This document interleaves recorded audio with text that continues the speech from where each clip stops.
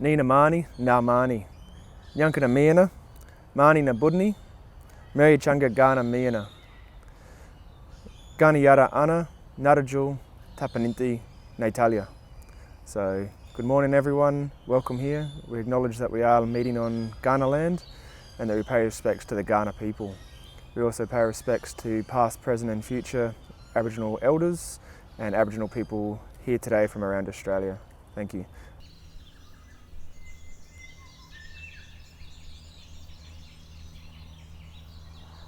Engagement can be very difficult for a lot of clinicians.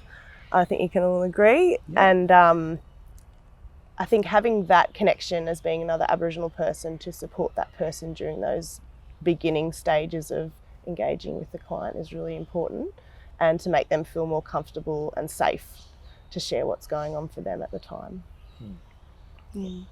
Yeah, I can only speak from my experience. Working aside with the clinicians is, having that Aboriginal face right from the get-go has been extremely important, because as Jamie has already identified, that it's about making a connection, it's about understanding the intergenerational trauma history. I think the other layer of all of this is that, if we take a step back, we work with young people with issues around mental health, but have also been in the custodial setting or through the criminal justice system. And we have to think that historically the two systems that have been really quite unjust to Indigenous people are mental health services and police and corrective services. So I think there's that other layer, there's this historical stuff, there's certainly the more contemporary stuff, but also the issues that Charmaine and Jamie have just addressed as well. You get what's happening, and so they may not have to tell you the entire story because you've already got an understanding, so they can actually just cut straight to the chase of, look, this is what's going on.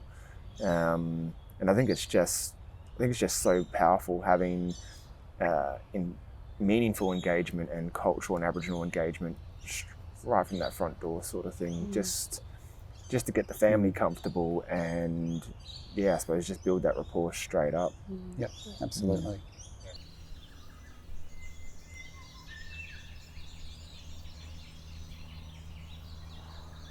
It's really important to get the story right, because what they come to us with is very complex, and if you don't get the story right, then you misdiagnose.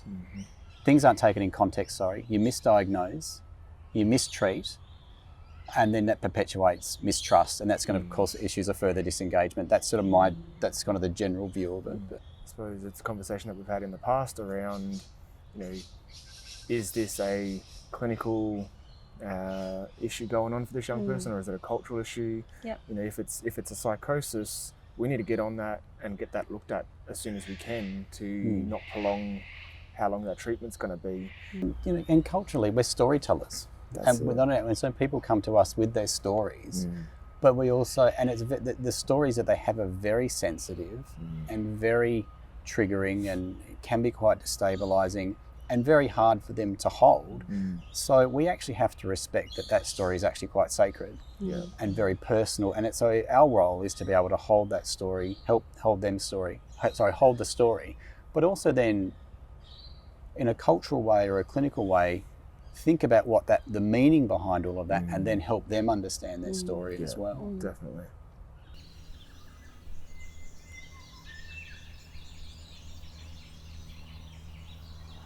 I think part of our processes are that we have a clinician is allocated with a cultural consultant anyway, like right from the get-go. I know that in my experience, that's been the case.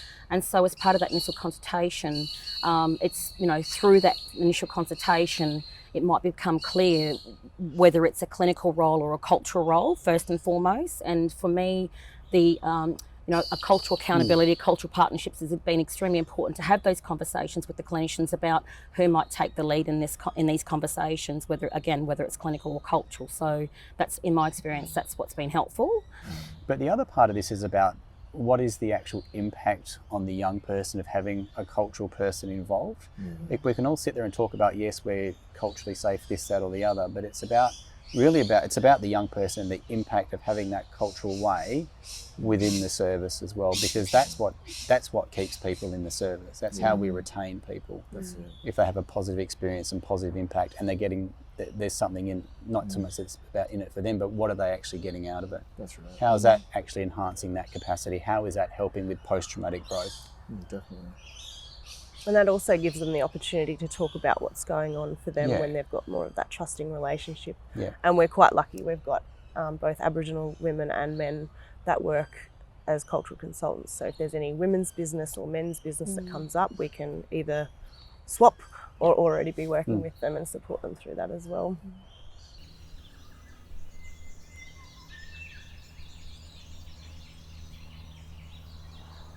Look, the general way it works is if someone is referred to it, then we will have a discussion with our cultural consultants, but also our clinicians as well. And it might be that initially that it's a cultural, I guess it's about listening to what the referral is and the context of that actual referral. If it sounds like it may be cultural, then we might go down a cultural pathway. If it sounds like it's clinical, we may get a clinician involved sooner rather than later, but also make sure that there's a cultural consultant involved as well for the reasons we've talked about. And then it's really about then a period of sort of engagement, the issues around process of engagement and assessment, and then making a decision about, well, is this clinical? Is this cultural? Or a lot of the times it's actually a combination of the two for various different sorts of reasons. And how that person is treating depends on their presentation and what their needs are. Yeah, definitely. And bringing in the social emotional wellbeing side of things and saying, well, okay, what's happening? There might be certain questions and certain assessments that you do are clinically minded. But I suppose having that social emotional wellbeing worker there is around picking up on maybe what is said, what isn't said, differences in how they're answering. So it could be a case of they're talking about seeing things, and so that question might come up. They say yes, okay, but then we might look at it from a social emotional wellbeing cultural way, saying, okay, well, did you know who it was? Were you afraid of that person? Is there a feeling attached to it? Oh no, it was just uncle. They were just coming to see me. Okay, well, look, this looks a bit more cultural, but I think we definitely have some clinical stuff going on here, So it might have been clinical, it might have been cultural, and it's triggered the opposite as well. So then we've got both sitting here. And so sometimes it's a case of, yes, what appears to be psychosis is definitely cultural, but it's now actually triggered a mental health response, because now it's actually, they're scared about things, they're not sure what's going on, they have never had this done to them, and they start going down that line as well. So yeah, I like your point about the social emotional wellbeing stuff, Curtis, because that is important in terms of understanding all the elements of that person, and it's also very helpful, obviously, to speak to family and community if you can, to put things into a context, like if there has been something that's happened in community that's having an ongoing effect for that young person. So it's about checking out all that information too, if possible, so we can put into a broader context as well. I suppose when we're talking about seeing things, why are they seeing this, and I suppose that's what I talked about before around, if they're seeing something or someone, if they've answered yes to it, we'll ask another question around, okay, well, who was it? Do you know who it was? And so if they're able to say, yes, it was uncle. Okay, has uncle passed away? Yes, he has. Okay. So how are you feeling around that? It's fine, it's just uncle, he's coming to visit me.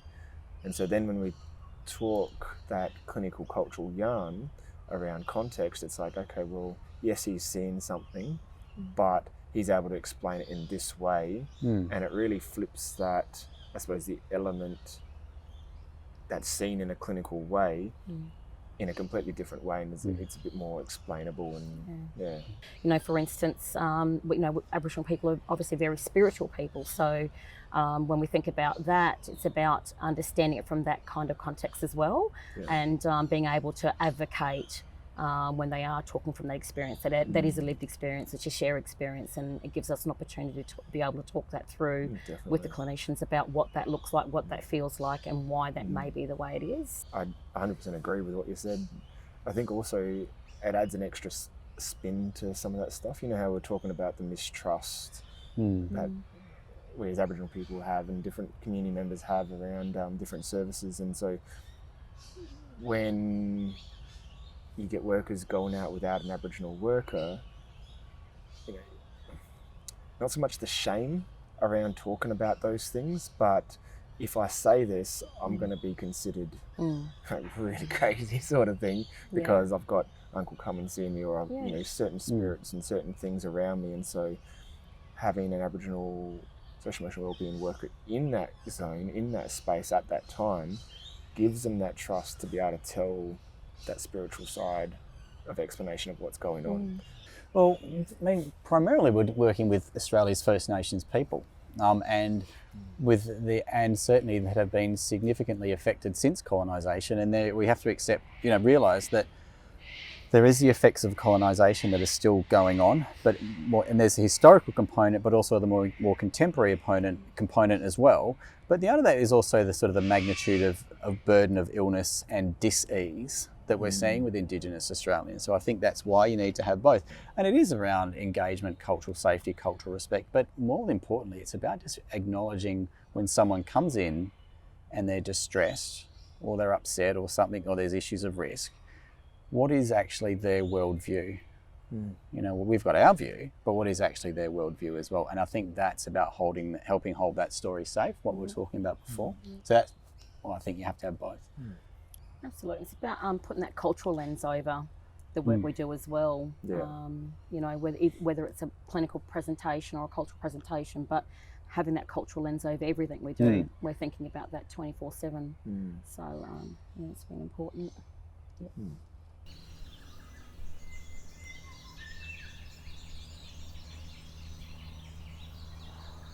I think it comes back to the engagement a bit as well.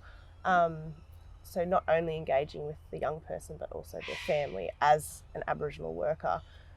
Sometimes that makes it easier for the family to engage with the service, and then we can introduce clinicians or other services, whatever's sort of needed in that way. Look, I think there is certainly around the cultural holding, the engagement, the holding and the support of the young person through. Now, whether that be someone who has a true functional psychosis or a combination of the two, that sort of has to happen along the way. I think it's certainly around acknowledging the worldview of that person. What do they actually think's going on for them? This thing that's happening, does that actually kind of make sense? What exactly the family's view? What do they think's going on first and foremost? Because it all comes back to context. And I think so there's an issue around discussion around, medication, but this medication could actually cause some problems as well. So we've got to think about what's the right and the wrong way of doing that. Now, that's a very clinical way of doing it, but I think the cultural stuff still needs to happen at the same time, because it's about engaging people with services and helping people kind of make sense of what is this kind of white way of thinking and this sort of white fella dis-ease, if you want to call it. But also about, it's kind of like, well, yeah, you need to take these medications, but they may not have a view, they may not really consider the clinical view, but it might be the cultural way that's actually keeping people sort of engaged with services and keeping on that treatment path. So just because it might be seen as a purely clinical issue, that doesn't say that the cultural stuff's not needed. It always has to be both. That's my very clinical response. So. I guess for me, I'm more interested in around the therapeutic interventions and treatments and that as well. And so I see the benefits of that too, about finding the right frameworks and models, working with young people, families and communities around whatever the problems are, that's impacting on them. So for me, I use a narrative approach around problems of externalising.